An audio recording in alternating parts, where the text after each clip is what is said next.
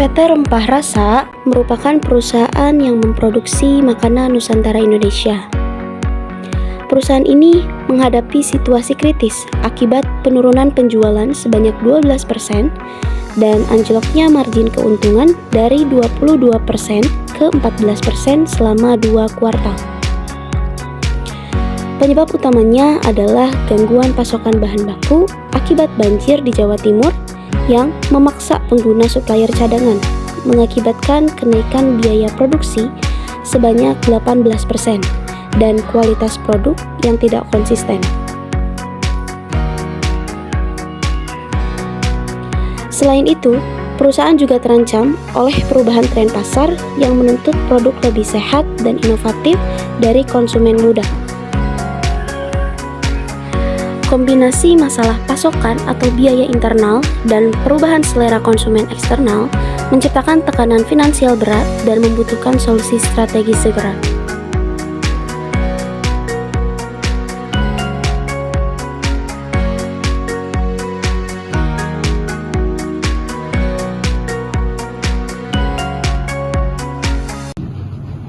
Selamat pagi semuanya. Pagi Pak. Terima kasih ya sudah hadir dan tetap berkomitmen di tengah kesibukannya masing-masing. Nah, hari ini kita itu kan tidak sekedar rapat rutinan ya. Akan tetapi kita sedang berada di titik yang menurut ketajaman strategi dan kekuatan kolaborasi seperti itu. Nah, ada kurang lebih dua kuartal atau 2 periode terakhir ini menunjukkan penurunan penjualan kayak gitu ya sebesar 12%. Nah, ini bukan sekedar bukan sekedar angka, tapi sinyal bahwa kita perlu bergerak dan cepat untuk tepat kayak gitu ya. Terus di sini juga ada beberapa mitra yang mulai mempertanyakan nih arah bisnisnya itu mau kemana nih, dan konsumen pun berubah lebih cepat dari yang kita kira. Nah, saya ingin rapat ini menjadi ruang terbuka, jujur dan solutif juga seperti itu.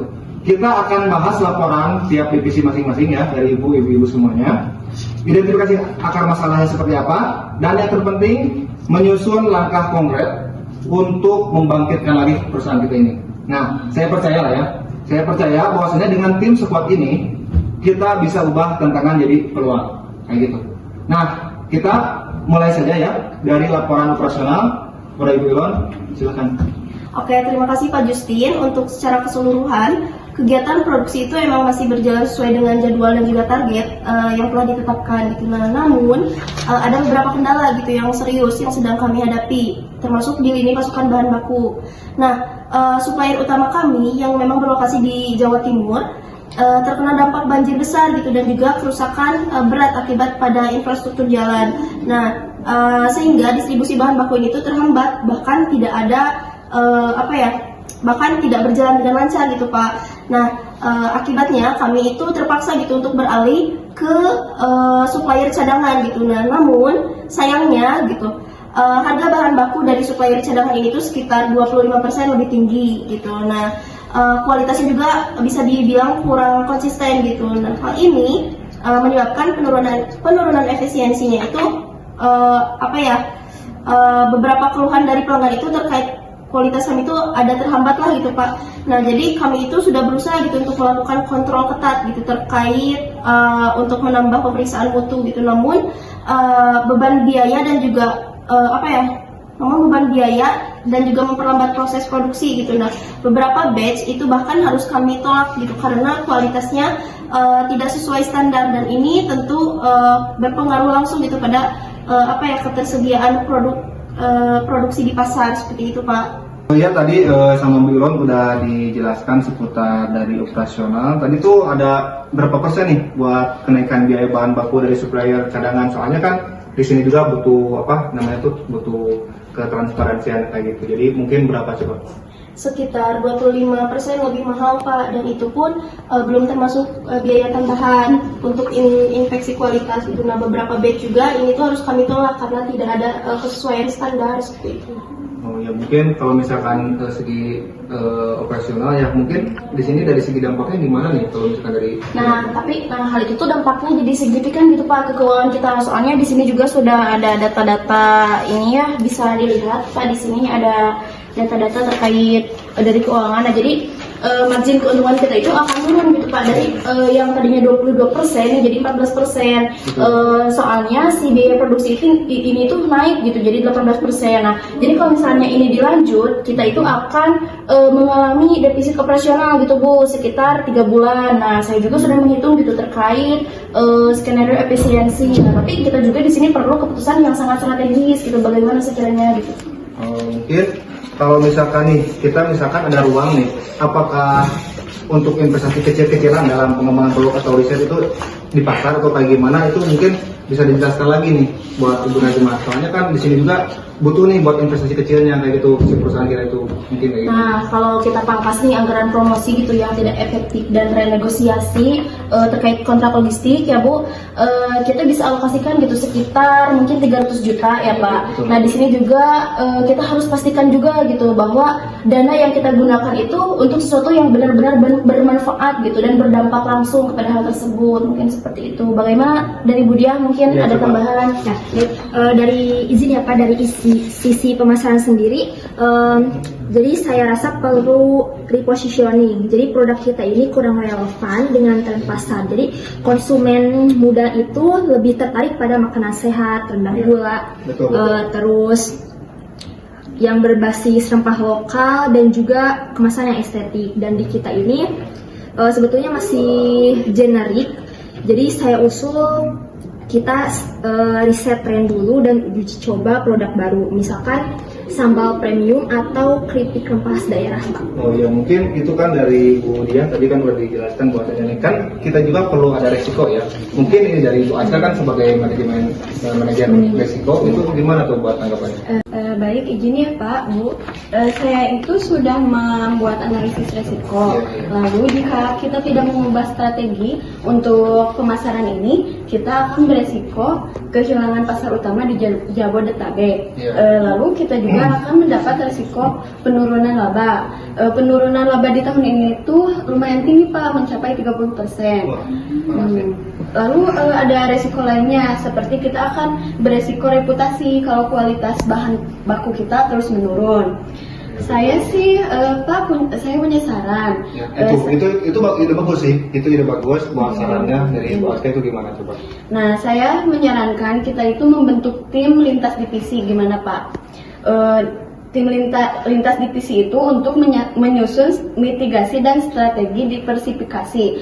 Saya rasa itu akan menolong perusahaan kita. Oke, baik, sebelumnya terima kasih kepada Ibu Aska atas saran yang sudah diberikan gitu. Nah, kalau begitu saya bersedia untuk memimpin tim kecil lintas divisi gitu. Nah, kita ambil 1 orang dari operasional, 1 orang dari pemasaran, 1 orang dari keuangan, dan juga 1 orang dari manajemen risiko. Nah, targetnya dalam 2 minggu ini kita punya prototipe produk, strategi distribusi, dan juga yang terakhir ada rencana peluncuran awal. Seperti itu, Ibu. Wah, itu saran bagus sih kalau menurut saya. Nah, coba saya beri mandat resmi nih untuk tim ini ya. Tapi saya ingin di sini tuh ya, kita lanjutkan diskusi hari ini. Nah, terus saya ingin juga lebih tahu nih, pengen lebih tahu dalam soal tren pasar.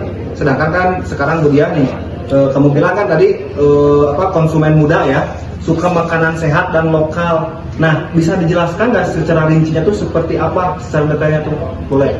Baik Pak, izin ya, berdasarkan data dari survei internal dan juga analisis media sosial, ada peningkatan minat terhadap produk yang memiliki storytelling, misal sambal yang berasal dari resep keluarga ataupun keripik yang menggunakan rempah khas daerah. Jadi konsumen ini tidak hanya membeli rasa, tetapi juga membeli nilai dan identitas. Jadi mereka ini akan merasa terhubung dengan produk yang mereka konsumsi. Seperti itu Pak. Tapi Bu, kalau misalnya seperti itu, kalau kita masuk ke segmen itu, lalu bagaimana nih terkait proyeksi biaya dan promosi returnya? Kira-kira gitu, seperti apa?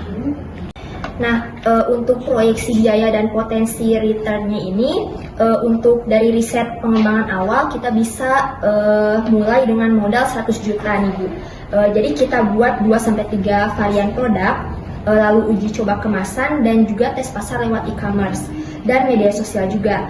Jika responnya bagus nih, kita bisa scale up nih untuk biayanya, dan juga potensi returnnya ini cukup tinggi ya Bu, karena margin produk premium ini bisa mencapai 30 sampai 35%. Bu, saya juga ingin menambahkan bahwa kita itu harus hitung risiko gagal juga nih. Saya juga sudah merencanakan nih, akan membuat simulasi risiko dan analisis SWOT. Tapi saya juga butuh data yang lebih detail dari tim pemasaran dan operasional. Oke, bagaimana Bu Ilham tanggapannya?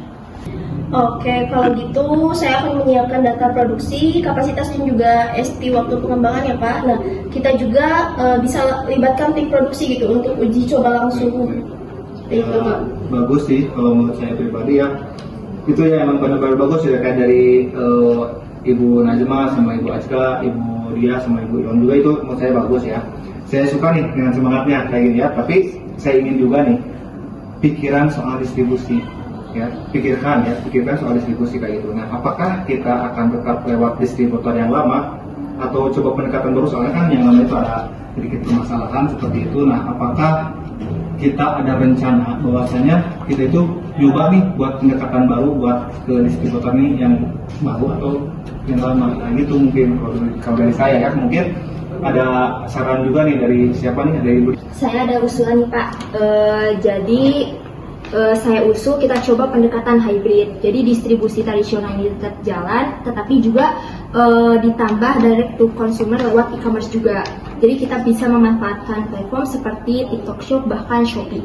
Nah, kalau misalnya seperti itu Pak, jika kita masuk ke e-commerce, berarti kita perlu nih sistem pembayaran dan pelaporan yang terintegrasi gitu. Nah, nanti saya akan cobalah gitu berkoordinasi dengan tim IT dan tim Pines gitu, membicarakan terkait e-commerce yang akan kita masuki untuk penjualan produk tersebut atau pembelian produk tersebut, seperti itu. Bagaimana, barangkali ada tanggapan dari Bapak atau Ibu? Oh iya Pak, jangan lupa juga soal resiko logistik. Pengiriman langsung ke konsumen juga punya tantangan tersendiri. Saya juga akan membuat analisis resiko logistik dan rekomendasi mitigasi. Baik, rapat kali ini sudah beres ya. Mungkin terima kasih buat ibu-ibu semuanya yang sudah ini. Mari kita tutup buat rapat kali ini. Baik.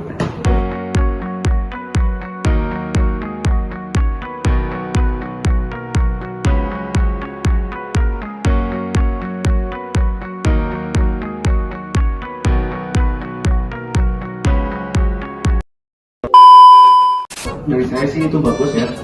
Saya beri mandat resmi. Bagaimana menurut tanggapan Bu Ilham? Betul menurut saya. Halo semuanya. Iya. Astaga. Dan langsung turun. Baik, mungkin ya saya rasa kita sudah punya arah yang jelas nih ya. Aduh, kakak. Siap, sok Kak Angguk.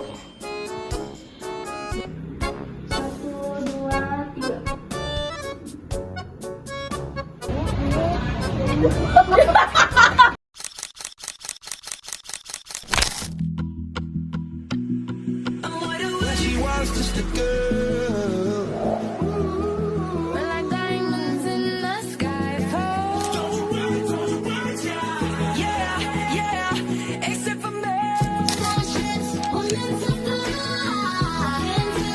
It's always a good time.